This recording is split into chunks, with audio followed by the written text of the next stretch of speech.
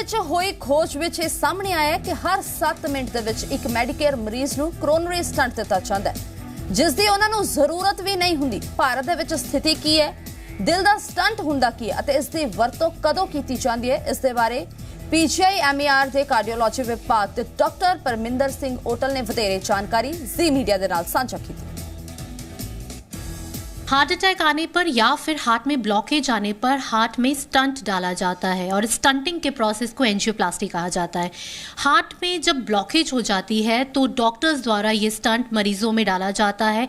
काफ़ी मापदंडों को ध्यान में रखते हुए इन सारी चीज़ों को किया जाता है।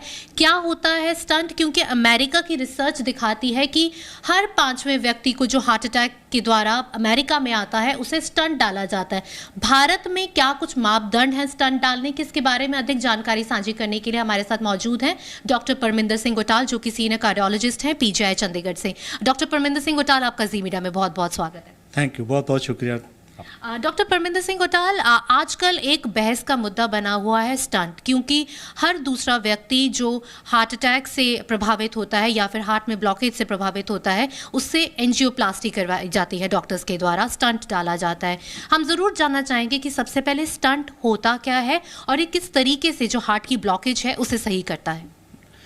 अगर हम देखें कि स्टेंट क्या होता है, स्टेंट एक तरह के मेटल का पीस होता है जो आजकल एक कोबाल्ट और क्रोमियम का कॉम्बिनेशन होता है, उससे एक स्प्रिंग की तरह होता है ये, जिसको हम आर्टरी में डाला जाता है। अगर आप इधर ध्यान करें, जैसे ये ब्लॉकेज है, किसी के हार्ट की आर्टरी के अंदर ब्लॉकेज है, इसमें कोलेस्ट्रॉल डिपॉजिट हो गया है, इसको हम बैलून से पहले खोल के फिर इसमें स्टेंट लगाया जाता है। स्टेंट एक तरह का, जैसे जो ऊपर आप देख रहे हैं, एक स्प्रिंग है, स्प्रिंग की तरह होता है इसका, और इसके ऊपर एक मेडिसिन लगा रहता है, उसे इसको मेडिकेटेड स्टेंट बोलते हैं। इसका बेनिफिट बेसिकली ये होता है कि ये आर्टरी को ओपन रखता है, आर्टरी को बंद नहीं होने देता है। और जो लॉन्ग टर्म इसका बेनिफिट सोचे तो ये होता है कि जो इसके ऊपर मेडिसिन लगा रहता है वो रीब्लॉकेज को अवॉइड करता है या प्रिवेंट करता है।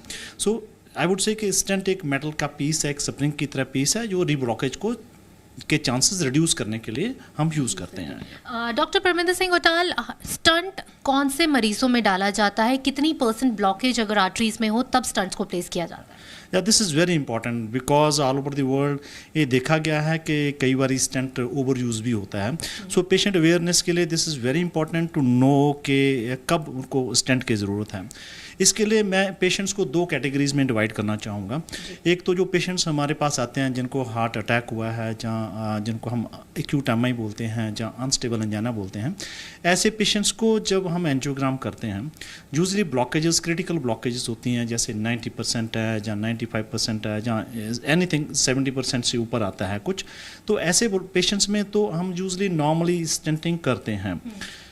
बट कई बार हमारे पास ऐसे पेशेंट्स भी आते हैं जिनको चलते हुए सांस चढ़ता है, बाहर से उन्होंने कुछ ट्रेडमिल टेस्ट किया है या फिर कोई सीटी कॉर्नरी एंजियोग्राम किया है, जैसे आजकल बहुत प्रचलन चल रहा है इस चीज़ का, उसमें थोड़े से ब्लॉकेज आ गए, किसी के 50-60% ब्लॉकेज आ गया।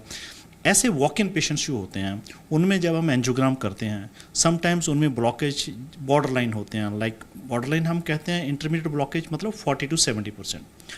40-70% में बहुत ही सब्जेक्टिव सा रहता है कि इसमें स्टेंट लगाना है या नहीं लगाना है। यूजली जो गाइडलाइंस रिकमेंड करती हैं वो ये कि बोलती हैं कि एनीथिंग जो 70% से ब्लॉकेज ज़्यादा है उसको स्टेंटिंग से बेनिफिट हो सकता है।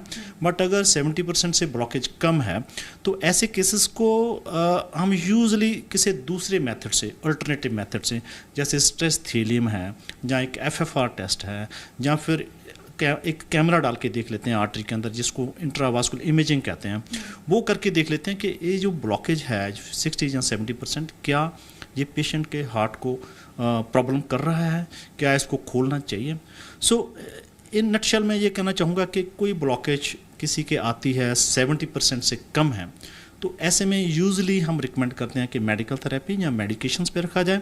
70% से ब्लॉकेज ऊपर आता है, ज़्यादा आता है, तो उसको नॉर्मली हम रिकमेंड करते हैं। इसके लिए रिवास्कुलेशन का जरूरत है, जहाँ तो ऐसे पेशेंट्स को स्टेंटिंग किया जाता है, या फिर बाईपास के लिए भेजा जाता है। कैमरामैन तेजिंदर सिंह के साथ पवित्र